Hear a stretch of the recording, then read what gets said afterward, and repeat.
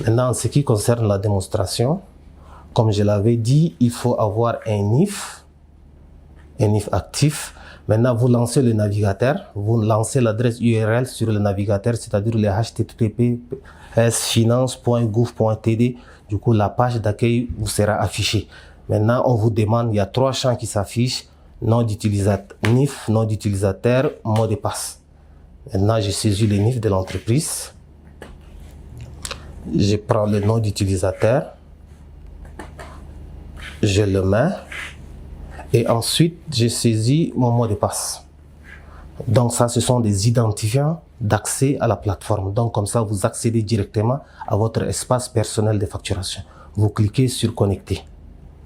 Maintenant, une fois cliqué sur connecter, vous êtes sur votre page d'accueil. Donc vous avez le nom de l'entreprise avec le NIF et vous avez quelques graphiques qui vous donnent des informations sur le nombre de factures domestiques que vous avez émis, le nombre de factures pro forma, le nombre de factures d'exportation avec des statistiques, des taux d'émission, des taux d'utilisation. Donc vous-même, vous regardez les statistiques que vous avez fait en termes de facturation. Maintenant, en termes de tableau de bord, le tableau de bord le plus important et le menu le plus important pour l'utilisateur de son espace, vous avez d'abord en premier lieu d'enregistrer un client, puisque quand vous vendez un bien ou un service, vous le vendez à un client. Donc il faut que le client soit également enregistré. Du coup, vous cliquez sur client, ajouter client. Maintenant, si vous ajoutez client, ça dépend des types de clients avec lesquels vous faites des transactions. Le client peut être une personne morale qui a un NIF ou qui peut être une personne physique, c'est-à-dire une personne physique, un passant qui n'a pas de NIF. Là, il n'y a pas assez d'exigence. Vous écrivez son nom et vous le validez. Si c'est une entreprise, vous écrivez juste, vous saisissez le NIF et vous cliquez sur rechercher. Le système lui-même, comme c'est un système qui est intégré à la plateforme e-tax, il capte les données du contribuable à qui vous voulez émettre la facture. Donc, il vous capte toutes les informations. Tout ce que vous aurez à faire, c'est cliquez sur enregistrer. Et là, votre client, il est enregistré avec toutes ces informations. Et là, je tiens à préciser que quand vous faites des transactions avec des personnes morales, avec des entreprises qui sont formelles, il faut faire l'adressage avec le NIF. Que ce soit les institutions étatiques, para-étatiques, toutes ces institutions ont des NIF, donc il faut toujours faire l'adressage et l'enregistrement des clients avec le NIF. Maintenant, quand c'est des particuliers, là, vous pouvez juste, au niveau d'ajouter client, vous écrivez juste le nom de la personne. Par exemple, je dis Ali. Donc, même s'il y a une adresse mail ou pas, c'est pas un problème. Vous cliquez, vous enregistrez. Le système le prend en charge. Donc, première étape, enregistrez vos clients. Maintenant, la deuxième étape, comme je l'avais dit, il faut enregistrer les clients, il faut enregistrer également les articles. Donc, vous cliquez également sur article. Vous avez 2 onglets, ajouter un fichier. Ça, c'est des facilitations que nous avons accordées aux contribuables qui ont des milliers d'articles. Donc, ils peuvent avoir leur base de données dans un fichier Excel et ils peuvent automatiquement les charger dans leur plateforme pour des raisons de facilitation. Maintenant, si c'est une entreprise qui n'a pas beaucoup d'articles, je prends l'exemple d'une entreprise dans le secteur profession libérale, ils n'ont pas beaucoup d'articles, donc vous pouvez faire l'enregistrement manuel. Donc vous cliquez sur l'enregistrement. Maintenant ici, dans l'article, vous faites la description. Donc à supposer que j'ai dit c'est une prestation de service. Prestation de service. Je cherche l'aspect fiscal. Le système vous donne la possibilité de choisir l'aspect fiscal. Le choix de l'aspect fiscal est fonction d'article et du client. Il se peut que l'article soit exonéré. Si l'article est exonéré par la loi, là vous choisissez l'option exonéré. Si l'article n'est pas exonéré, vous choisissez l'aspect taxable. On choisit l'aspect taxable. Maintenant, en termes de taux, nous avons 2 taux. Nous avons le taux normal et le taux réduit. Le taux normal, c'est le taux avec 19,25. Et le taux réduit, c'est 9,9. Donc, vous choisissez ici, pour le cas d'espèce, on prend le taux normal. Donc, on coche juste sur le taux normal. Et on précise la nature du bien ou bien du service. Comme c'est une prestation de service, donc je choisis service. Et il y a une classification. La classification, elle est juste faite pour que l'administration puisse suivre les différentes opérations économiques. Ça, c'est beaucoup plus pour des raisons statistiques, pour les analyses statistiques et économiques, pour voir quels sont les biens et les services qui sont consommés. Donc, cette classification, c'est beaucoup plus interne. Ça n'apparaît pas sur la facture. Donc, on choisit la classification et on met le prix. Le prix ici à Rancin dans le champ prix, c'est le prix final, TVA inclus. Donc, je dis que c'est 1 million. Et je choisis le pays d'origine. Le pays d'origine, donc le pays d'émission, c'est le Tchad. Donc je mets Tchad et j'enregistre l'article. Donc maintenant, j'ai enregistré le client et j'ai enregistré aussi l'article. Maintenant, la troisième étape, c'est de passer à la facturation. Donc je clique sur le menu facturation. Ensuite, facture client. Le système me déroule une page où j'ai 2 boutons, émission de la facture et facture d'avoir. Je clique sur émission de la facture. Maintenant, émission de la facture, le système m'affiche encore une autre page. On me demande de sélectionner les articles. Je vous l'avais dit, il faut que l'article soit enregistré avant de passer au menu facturation. Donc, je clique sur sélectionner mon article. Je vois l'ensemble des articles qui sont enregistrés, notamment celui que je viens d'enregistrer. Donc, je clique sur ça. Donc, le prix étant renseigné. Le prix étant renseigné, donc je précise juste la quantité. La quantité ici, c'est quoi? C'est-à-dire la quantité fait que le prix unitaire est multiplié par la quantité. Donc, pour le besoin de cette séance de démonstration, je mets 1 et je valide. Maintenant, ici, il y a des réductions, puisque les entreprises sont également appelées à accorder des réductions à caractère commercial à leurs clients. Donc, vous pouvez aussi utiliser des réductions. Et tout ça, le système le prend en charge. Donc, je valide mon article. Donc, une fois l'article validé, le système me sort un résumé. Il me dit que le prix à payer est 1 million. Le total hors taxe est de 838 574,42. C'est-à-dire qu'il a reconstitué, il a enlevé la TVA, il a reconstitué le prix hors taxe. Et il me donne également le montant de la TVA qui est facturé. Et il m'affiche également le taux de la TVA. Maintenant, ici, on me demande de choisir également le client. On l'a enregistré, donc on clique sur sélectionner. Donc ici, je prends Petro-Tchad Mangara. Je l'enregistre. Donc, le client, il est déjà enregistré. L'article étant enregistré. Donc maintenant, qu'est-ce qu'on me demande encore? On me demande de choisir le mode de paiement. Donc, nous avons toute une panoplie de modes de paiement. C'est le mode par lequel vous serez payé. Est-ce que vous allez être payé en espèces, chèque, télécom, carte Visa, crédit, virement bancaire? Ça dépend du mode de paiement auquel vous utilisez avec vos clients. Donc, vous cliquez sur virement. Ensuite, après avoir cliqué sur virement, vous avez deux boutons, facture, confirmer la facture ou bien retourner. Et ensuite, vous avez également des références. Donc ça aussi, c'est fait pour des raisons de facilitation. Donc on clique sur, c'est-à-dire qu'il y a des entreprises qui ont besoin de faire afficher leurs propres références sur la facture. Donc nous avons également mis des onglets des boutons pour qu'ils puissent renseigner les références. Donc j'écris sur référence. Donc la référence, elle est propre à l'entreprise. L'entreprise peut dire que c'est période de facturation. Donc facture mois d'avril 2026.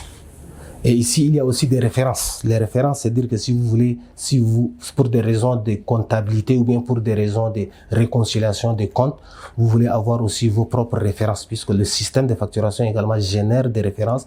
Et vous aussi, pour des raisons comptables et des rapprochements, vous pouvez aussi avoir vos propres références. Donc, vous pouvez dire que ça, c'est facture numéro 02. Donc, comme ça, vous avez une référence. Et vous avez une description que vous avez faite.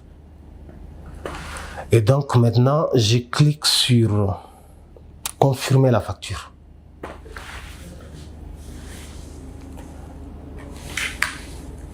Je clique sur confirmer la facture.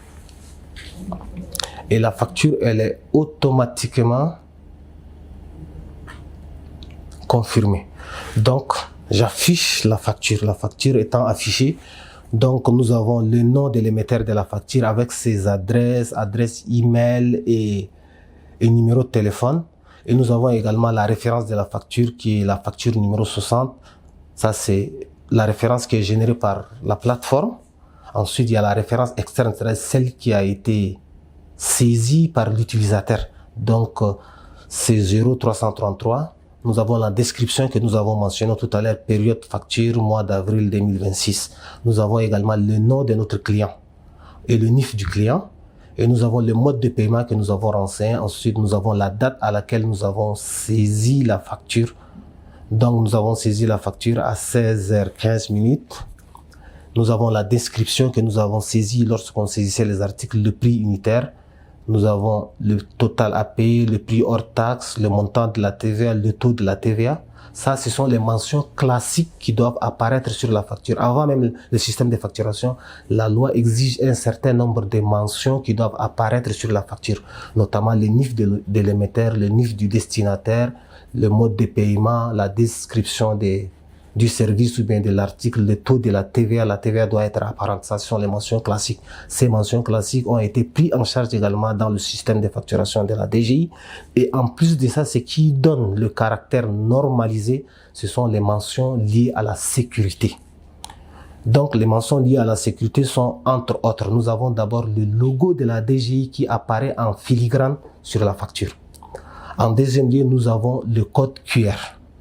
Le code QR, c'est aussi un élément de sécurité et d'authenticité de la facture. Le code QR, donc vous pouvez scanner le code QR et voir que le nom, les adresses, toutes les mentions de sécurité vont apparaître.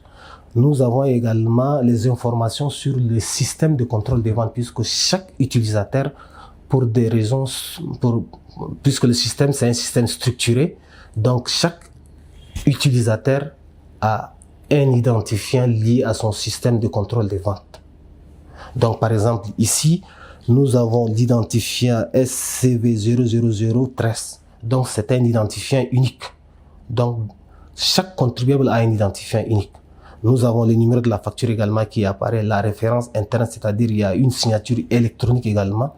Et nous avons également une autre norme de sécurité.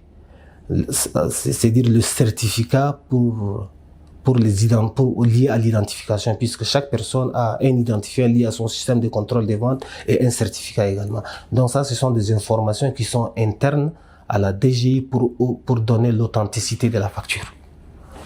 Donc en quelque sorte, ça, ce sont les éléments de la facturation. Et nous avons également le tampon de la DGI qui dit facture certifiée. Ça aussi, c'est un élément lié à l'authenticité des factures. Donc, ce sont ces éléments-là. Il y a les mentions classiques et les mentions liées à la sécurité de la facture. Donc, ce sont ces mentions-là qui donnent le nom ou le vocable des factures électroniques normalisées. Ce sont des factures qui passent par le système de la DGI où la DGI a intégré un certain nombre de mentions classiques et des mentions liées à la sécurité. Donc, ça, nous avons fini avec l'émission de la facture. Maintenant, en dehors de ça, le système nous offre également des rapports. C'est-à-dire que quand vous utilisez le système de facturation, en dehors du fait que vous enregistrez les clients, les articles, l'émission de facture, vous avez également la possibilité d'avoir des rapports. Donc, notamment, vous avez le rapport journalier, le résumé de vos ventes, les achats, puisque les achats également seront captés, puisque quand vous avez un fournisseur qui vous fait une facture, en dehors du fait qu'il vous dépose le format physique de la facture, vous entrez dans la plateforme, vous consultez votre sous-menu facture d'achat et vous constaterez la facture sur la plateforme en dehors du fait qu'il vous envoie. Donc, nous avons les achats et les ventes. Vous pouvez également vous pouvez faire des extractions en PDF ou en Excel, par exemple ici. Vous pouvez fixer des périodes, des tranches, que je vais prendre les factures liées de tel à tel pour avoir, donc il y a deux possibilités. Vous pouvez faire des extractions en Excel ou bien en PDF pour votre comptabilité, pour avoir le nombre de factures que vous avez émis. Maintenant, il y a un autre détail qui est très important, à savoir la facture d'avoir. Tout à l'heure, nous avons émis une facture et par la suite, nous constaterons qu'il y a eu quelques erreurs liées à la quantité ou bien au prix ou bien l'adressage au NIF, si nous n'avons pas bien adressé le NIF. Donc, qu'est-ce qu'il faut faire? La facture étant émise, et elle est émise sur une plateforme sécurisée de la Direction générale des impôts. Donc, la facture, elle est automatiquement transmise au client et à la Direction générale des impôts. Maintenant, il y a une erreur. Qu'est-ce qu'il faut faire? Là, vous cliquez sur facture client. Au lieu de cliquer, la page de la facturation vous sera déroulée. Vous avez émission de la facture, vous avez facture d'avoir. Donc, vous cliquez sur facture d'avoir. Une fois cliqué sur facture d'avoir, vous identifiez la facture que vous voulez annuler. Donc, la facture que nous voulons annuler, c'est la facture numéro 60. Donc, j'ai identifié la facture, je clique sur la petite barre et je clique sur voir plus. Le système me déroule une page et m'affiche la facture, la désignation, l'aspect fiscal, le taux de la TVA, tout ce que j'ai mis. Donc, il me demande de renseigner le motif d'annulation. Donc, je vais dire erreur sur le prix. Donc, j'ai mal renseigné le prix, je vais annuler. Donc, je donne d'abord le motif de l'annulation et je clique sur soumettre. Le système m'affiche une boîte de dialogue en me demandant êtes-vous sûr de vouloir annuler cette facture? Donc, si je suis sûr, je dis oui. J'annule la facture. Donc, automatiquement, quand j'annule la facture, l'état de la facture sort avec la mention annulée en rouge. Et là, qu'est-ce qui se passe en termes de comptabilisation dans le système? À première vue, le chiffre que vous avez annulé apparaît avec des signes négatifs, ce qui veut dire que la facture, elle est annulée. Et vous voyez clairement que l'état de la facture est avec la mention annulée. Donc maintenant, il faut venir au niveau des factures clients pour voir comment le système le prend en charge. Donc vous voyez ici, il est dit que la facture, le montant s'affiche avec des signes négatifs, qui veut dire que la facture elle est annulée. Donc je clique pour afficher, pour être sûr que la facture est annulée. Donc quand j'affiche, je vais la télécharger pour agrandir un peu. Donc elle est affichée, vous voyez les signes avec négatif qui disent que la facture elle est annulée. Donc tout est avec négatif. Et on me dit ici la facture d'avoir numéro 61, référence numéro 60. C'est-à-dire que la facture que j'avais initiée, j'avais confirmé initialement, j'avais émis initialement avec le numéro 60 a été annulée par la facture numéro 61. Donc elle est de nul effet. Donc le système ne va pas comptabiliser comme chiffre d'affaires. Donc ça c'est un élément très important pour les utilisateurs. Ils peuvent émettre des factures, s'ils constatent qu'il y a des erreurs, ils peuvent toujours revenir et annuler les factures.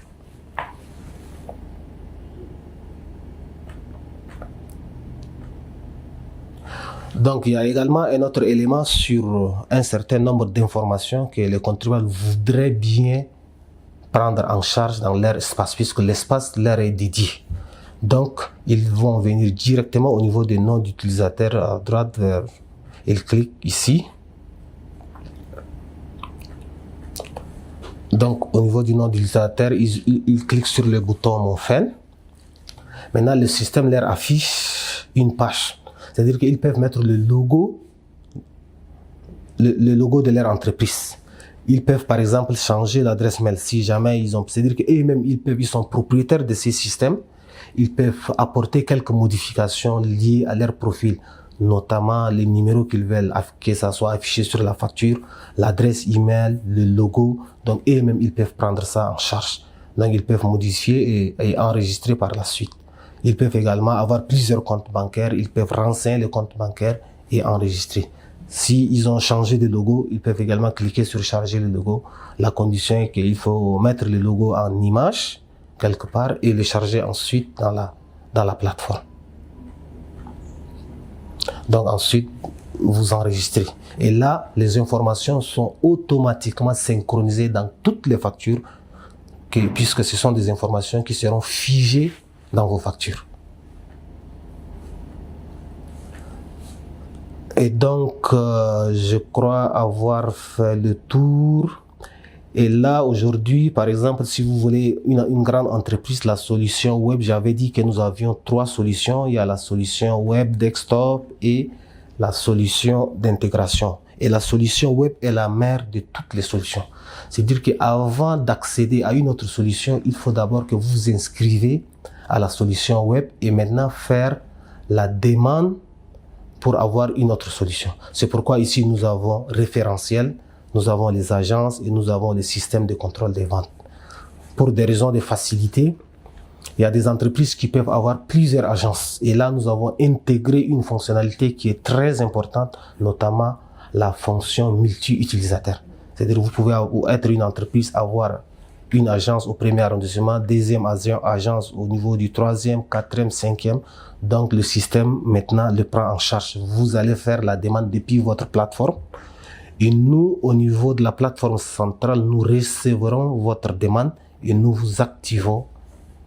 Nous vous répondrons par rapport à la demande que vous avez envoyée. C'est-à-dire vous avez créé des agences et vous voulez avoir des espaces pour que ces agences-là également utilisent la plateforme. Donc, un même contribuable peut avoir un compte administrateur et des sous-comptes liés.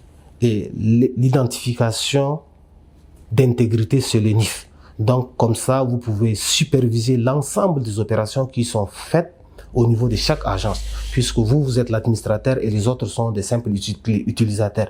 Donc, vous pouvez également leur retirer le niveau d'accès et leur donner, par exemple, vous pouvez leur donner des menus comme, ils peuvent pas enregistrer les articles, ils peuvent pas enregistrer les clients, mais eux, ce qu'ils vont faire, c'est juste faire l'émission de facture.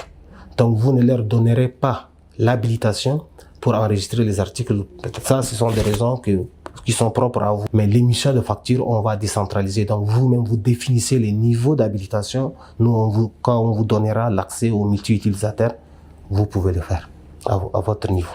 Il y a aussi une question qui revient beaucoup plus, puisque quand une facture elle est émise, il faut qu'elle doit être payée. Maintenant, il y a une fonctionnalité qui est en cours de développement, c'est pas encore déployé en production, qui consiste à gérer les appuiements de factures. Donc, comment ça va fonctionner? Vous êtes fournisseur d'une entreprise X, vous avez émis une facture. Maintenant, la facture, vous l'avez émise à l'endroit de votre client. Maintenant, si votre client vous paye, qui a la charge d'appuyer la facture? D'après les fonctionnalités que nous sommes en train de développer, la charge de l'appurement de la facture est dédiée au client, puisque la personne qui paye va avoir une fonctionnalité pour appuyer la facture. Et là, la facture va s'afficher avec la mention payante. Donc, le statut de la facture, par exemple, quand on affiche cette facture, on va voir une mention qui sera écrite ici, facture payée. Donc, c'est une fonctionnalité qui est en cours de développement et nous poursuivons puisque la réforme des facturations prend en charge beaucoup d'aspects. Il y a beaucoup de spécificités sectorielles qu'il faut prendre. Donc, c'est une fonctionnalité qui est en cours de développement et ça sera déployé incessamment et nous les mettrons également en production pour que les clients puissent faire eux-mêmes l'appurement. Parce qu'après, la conséquence, c'est quoi? Chacune des parties doit faire ses déclarations. Vous, lorsqu'on vous facture une facture, quand votre fournisseur vous émet une facture, pour le client, c'est un chiffre d'affaires qu'il doit déclarer et payer la TVA qu'il vous a facturé. Ça, c'est la première obligation et c'est la première conséquence fiscale. Maintenant, pour vous, en tant que client, quand on vous facture une TVA, c'est une TVA qui est liée à vos achats. Donc, du coup, c'est une TVA déductible. Elle doit être comptabilisée dans vos achats comme TVA déductible. Maintenant, pour bénéficier de ce qu'on appelle les droits fiscaux, qu'est-ce qu'il faut faire? Quand vous payez, vous avez le privilège de déduire la facture lors de votre déclaration de TVA, puisque vous aussi, vous collectez des TVA et vous avez aussi des TVA déductibles. Donc, la mécanique de la TVA, c'est de faire la déclaration de tout ce que vous avez vendu, ensuite tout ce que vous avez acheté. Et là, vous comptabilisez d'un côté la TVA liée aux ventes et de l'autre côté la TVA liée aux achats et vous déclarez que la TVA net due. Donc, c'est ça la mécanique de la TVA. Donc, pour cette raison, lorsque vous faites des déclarations, le système le contrôle. Quand vous allez déduire, le système va checker la plateforme pour voir est-ce que la facture que vous avez l'intention de déduire a été émise par un contribuable ou par un fournisseur qui est connu et qui est inscrit dans la facturation. Et la fonctionnalité pour l'appurement des factures va venir renforcer ces mécanismes de contrôle liés aux privilèges qui seront dédiés aux contribuables.